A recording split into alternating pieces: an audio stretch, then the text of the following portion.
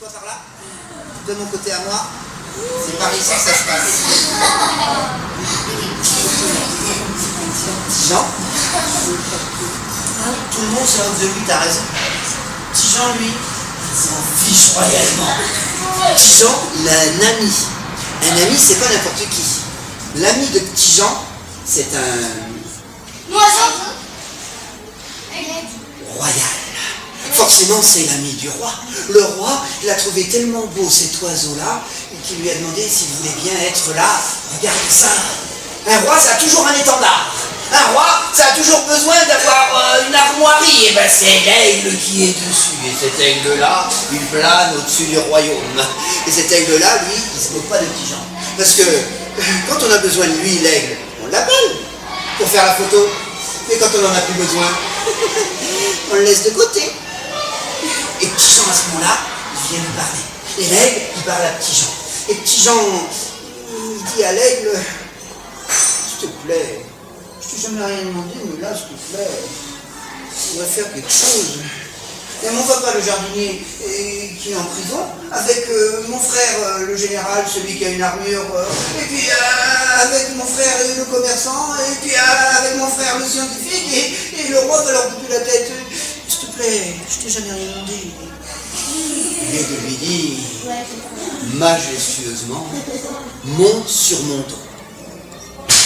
Et voilà Petit Jean, petit tout petit, tout mal cordé, dans les ailes de l'oiseau, se laissant emporter vers un pays très lointain dont il devrait ramener quelque chose qui ferait sourire la princesse, et après comme ça Petit Jean il pourrait devenir le roi.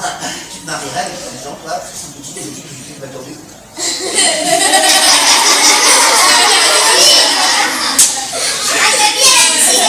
Et Petit Jean, lui, il se laisse emporter par l'aigle, parce que l'aigle lui a dit, là où on va, c'est chez le roi des rois, de tous les aigles. L'aigle le plus grand du monde, et pour de vrai c'est vrai, l'aigle le plus grand du monde, il a dit tout d'après lui.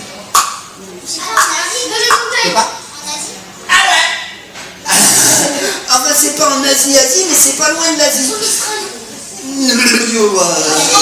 C'est en Asie quand tu passes par un endroit bien précis. Quoi? Exactement. C'est per la Russia, io? Sì, che comprends bien, sì. C'est au nord de la Russie. Au nord du nord de la Russie. Et en Russie, ça caille en Russie. Hein. Il fait pas froid, ça caille vraiment en Russie. Tu te promènes dans la rue en Russie, tu fais avec de la son. Hein.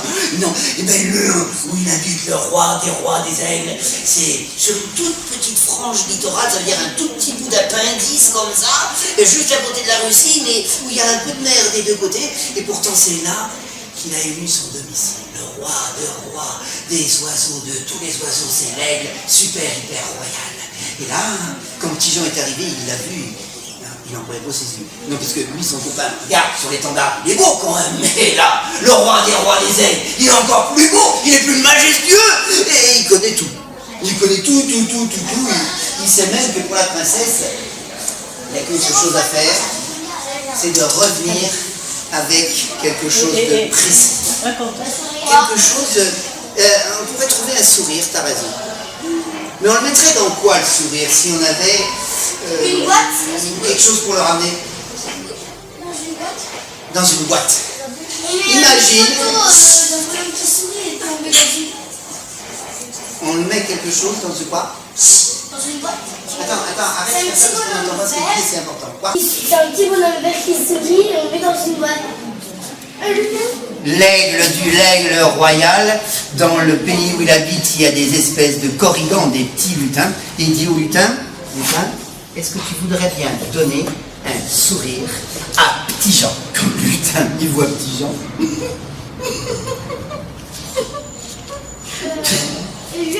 Il donnait un sourire à lui. L'aigle super royal de sa sert à exploser la tête du lutin, a pris son sourire et lui a dit, Petit Jean, on le ramenait, il te faut ceci. J'ai l'aigle royal, pour de vrai, il y a la plante de la plante, la plus belle plante du monde. Le sabot de Vénus.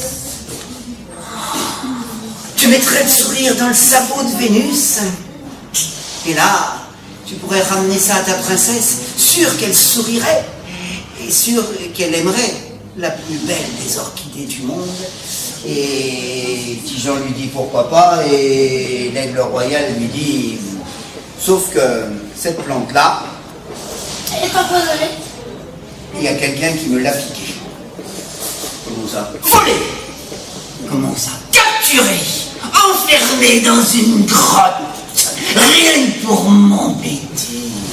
Il supporte pas que je sois l'aigle le plus beau, le royal des royaux! Et c'est où ça? Et qui c'est qui peut habiter dans une grotte et garder un dragon? Tijan, il dit, oh, je suis pas un dragon près.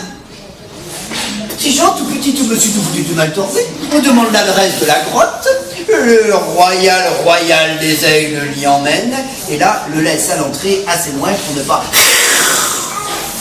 être complètement brûlé, cramoisi par la fumée du dragon. Enfin, je veux dire, par son feu. Sauf que le dragon, lui, il a des petites ailes. Dites Tijan. Et quand Tijan voit la tête du dragon qui sort de la grotte, imagine cette tête-là.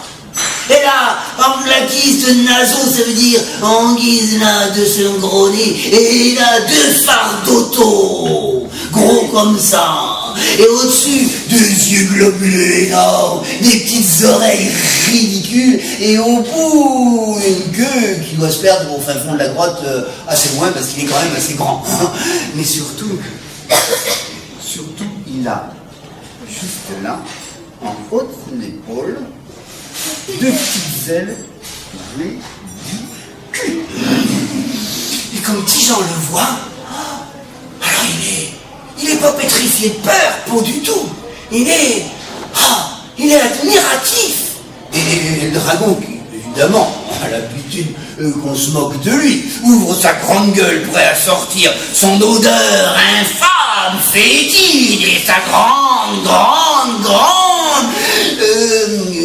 langue sur laquelle se déverse à ce moment-là une toute petite boule rouge, qui devient de plus en plus grande au moment où elle prend la langue comme toboggan, arrivant jusqu'à la fin en un feu infernal.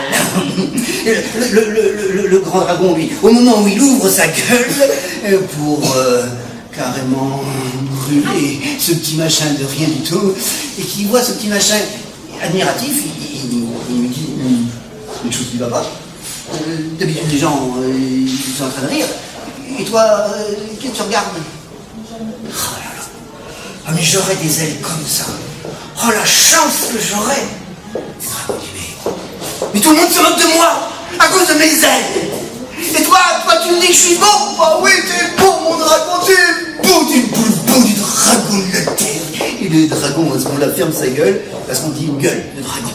Et les petits gens, qu'est-ce qu'il fait? Ils sont à 3 étages, ils sont si hauts, il me fait le bisou sur la bouche, le dragon. Et à ce moment-là, qu'est-ce qui se passe? Le dragon, il se transforme en une espèce de petit lutin, pas plus haut que ça, tout mignon, avec une barbe qui descend sur la terre, les oreilles toutes pointues, une espèce de bonnet horrible, et à la place des pieds, des espèces de grosses pantoufles, avec des espèces d'ongles qui sortent, et on il a des trucs, on dirait 2 lianes qui pendent de chaque côté, et à la fin des espèces de machins, tu vois, c'est pas des mains, c'est juste des trucs comme ça qui prennent juste de quoi faire pour manger. Et comme Tijan le voit, il dit oh la chance que t'as! Oh la barbe, j'en ai pas! Des mains aussi grandes que ça au bout des grands bras! Bon, regarde, j'arrive pas jusqu'en bas! Ah! Et des pieds, tu peux pas avoir froid dans la neige! Ah, la chance! Et le lutin lui dit ça va pas ou quoi? Déjà en dragon, j'étais pas beau, mais alors là, je suis encore moins beau. Pourquoi tu te moques pas? Mais parce que je te trouve beau. Tu es le plus beau du Britannique Morrigan que j'ai jamais vu. Toi, toi, tu es vraiment exceptionnel, hein. Et il lui dit, puisque tu es le seul à être venu jusqu'à moi sans jamais te moquer de moi, alors tu peux rentrer dans la grotte. Mais fais attention! Quand tu ressortiras, tu ne devras ressortir qu'avec une seule chose. Sinon, dans la grotte, je t'enfermerai et dragon tu seras. Petit Jean, il a peur de rien du tout, mais tout petit homme, c'est tout foutu qu'il est. Il rentre dans la grotte.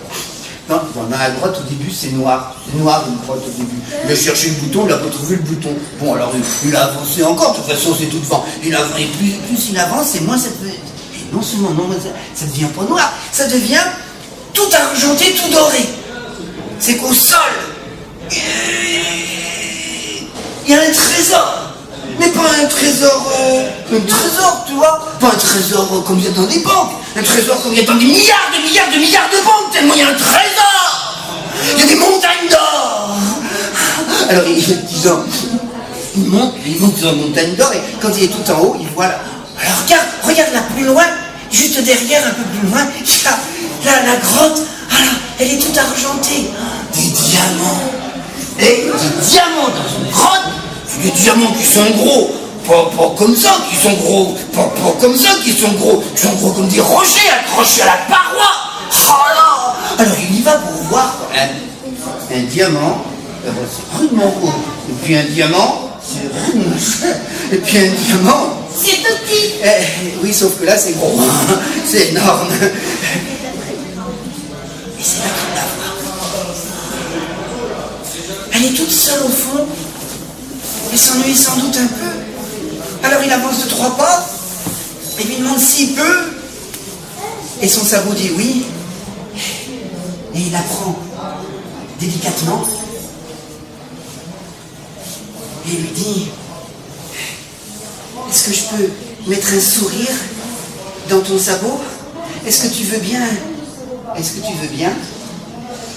venir avec moi, voir ma princesse, lui redonner le sourire, et surtout, ne pas mourir. Parce que mes 3 frères, ils sont partis à travers le monde chercher des orchidées, mais aussi belles que toi, et elles sont toutes mortes. C'est à ce moment-là que l'orchidée s'approchait de son oreille pour lui dire le secret des orchidées. Il n'est pas là pour la conserver. Il n'est pas dans ses feuilles pour la conserver. Il n'est pas dans sa terre pour la conserver. Le secret des orchidées, il est... Et cric et crac, je mets mon histoire dans mon sac. Ben oui, je peux pas tout vous raconter.